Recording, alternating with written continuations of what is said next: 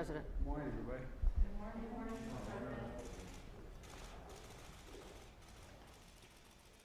Before I start, I hope you all have a good weekend. Thank you, sir. Happy Easter. Looking forward to it. I'm looking forward to it. Well, good morning.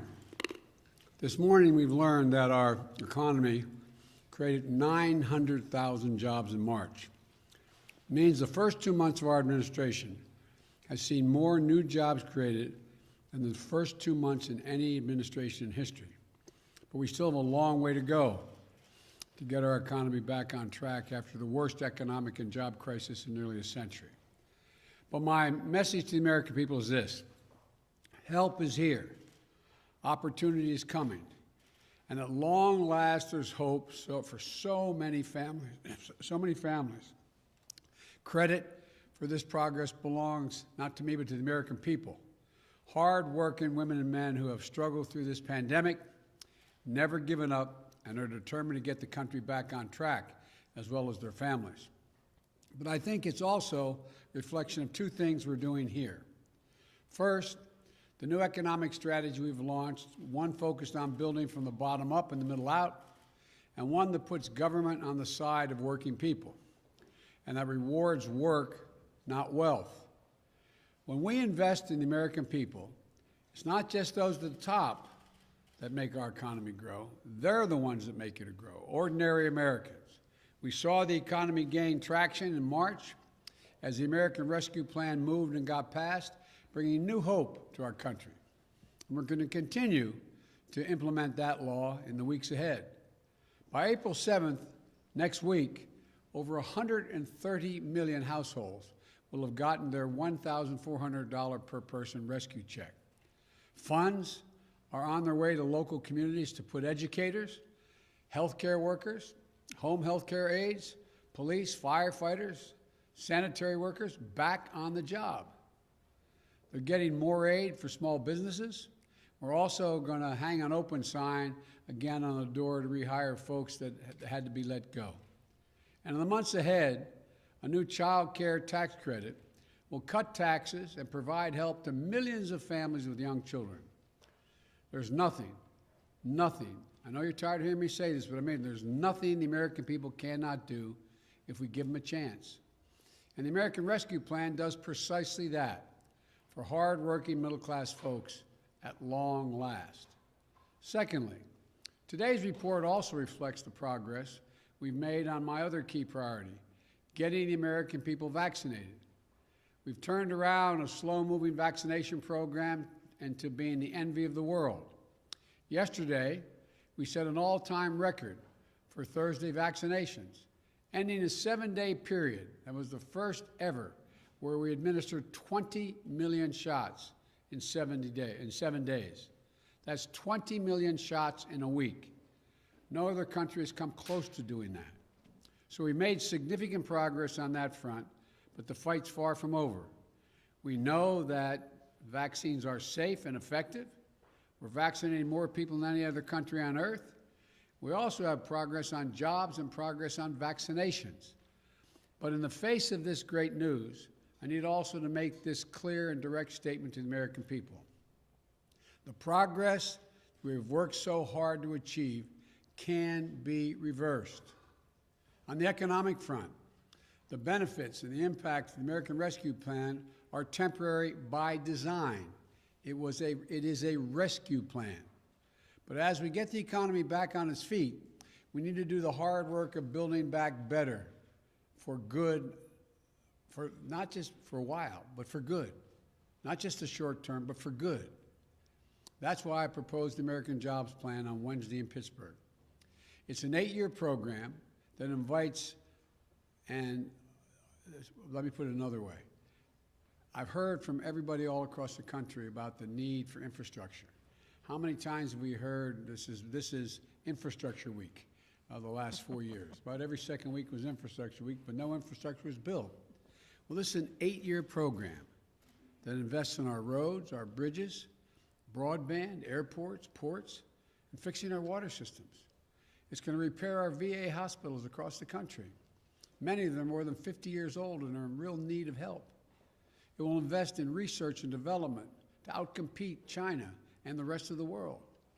Independent analysis shows that if we pass this plan, the economy will create 19 million jobs, good jobs, blue-collar jobs, jobs that pay well.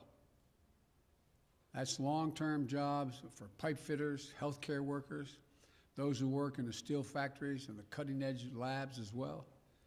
The new report out this week shows that nearly 90% of the infrastructure jobs created in the American Jobs Plan can be filled by people who don't have a college degree. 75% of those good-paying jobs don't need an associate's degree. It's a blue-collar blueprint for increasing the opportunity for people.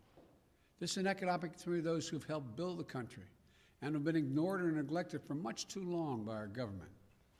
It's a once-in-a-generation investment in our economic future, a chance to win the future, paid for by asking big corporations, many of which do not pay any taxes at all, just to begin to pay their fair share. And it won't raise a penny tax on a family making less than $400,000 a year. No federal tax, no addition. When Congress comes back after this Easter break, I'm going to begin meeting with Democrats, Republicans about this plan. I've spoken to Republicans on the phone. I'm going to be looking forward to meeting with them. They all have their ideas about what it will take, what they like and what they don't like. That's a good thing. That's the American way. Debate is welcome. Compromise is inevitable. Changes in my plan are certain. But inaction is not an option. The American people have been promised action and infrastructure for decades. They've been promised that after our leaders would take our country and make it more competitive for decades. I've made my plan to address this long overdue need, and it's clear. Polls already show strong support for infrastructure investment from the American people, whether they're Democrats, Republicans, or independents. Congress should debate my plan, change it, and offer alternatives if they think that's what they have to do. But Congress should act. Likewise, on the virus, our program there too can be undone.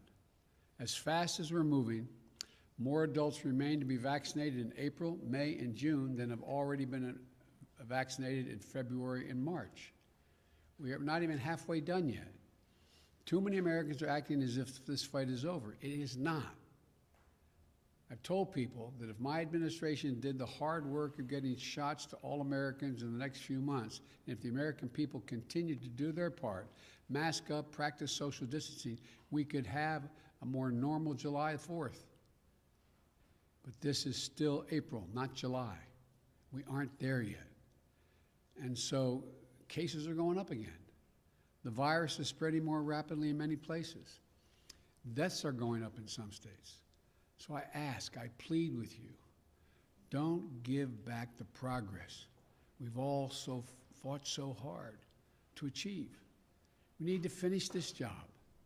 We need every American to buckle down and keep their guard up in this home stretch. Wear your mask. Keep safe distance from one another. Wash your hands. Get vaccinated when it's your turn. That's how we're going to beat the virus. Cast off the weight of the pandemic that's holding our economy back. Well, the earliest signs from this job report, this announcing today, are promising, and the American Rescue Plan is starting to make a real difference. Today's report also reminds us how deep a hole we started in. After a year of devastation, there are still 8.4 million fewer jobs today than there were last March. 8.4 million. We created 900,000 again, but 8.4 million jobs fewer today than last March. So too many Americans have been unemployed for longer than 6 months. Too many women have been forced out of the workforce. Unemployment among people of color remains far too high. Yes, we've made progress by starting to build an economy from the bottom up and the middle out. And yes, the American Rescue Plan is laying the foundation for that economy.